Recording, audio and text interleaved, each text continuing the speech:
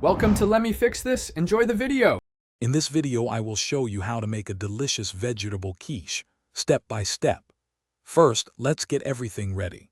You'll need a 9-inch pie crust, which can be store-bought or homemade.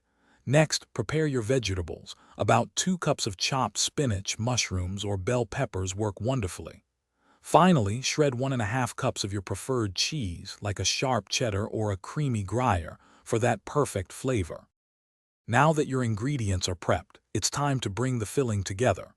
Heat 1 tablespoon of olive oil in a pan and sauté your chopped vegetables until they are tender crisp, which usually takes about 5 to 7 minutes. In a separate bowl, whisk 4 large eggs with 1.5 cups of heavy cream, adding salt, pepper, and a pinch of nutmeg. Gently fold in the cooked vegetables and the shredded cheese. With your delicious filling ready, let's assemble and bake this quiche. Carefully pour the entire vegetable and egg mixture into your 9-inch pie crust, spreading it evenly. Place the quiche into a preheated oven set to 375 degrees Fahrenheit.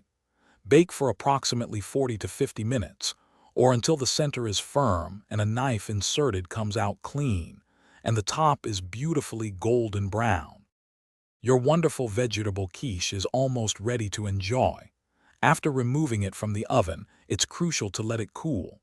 Place the quiche on a wire rack for at least 15 to 20 minutes. This cooling period allows the custard to fully set, ensuring perfect slices. Once slightly cooled, cut your quiche into 6 to 8 generous wedges. Serve it warm for a delightful breakfast, brunch, or light dinner. Thanks for watching. If you found this helpful, don't forget to like and subscribe.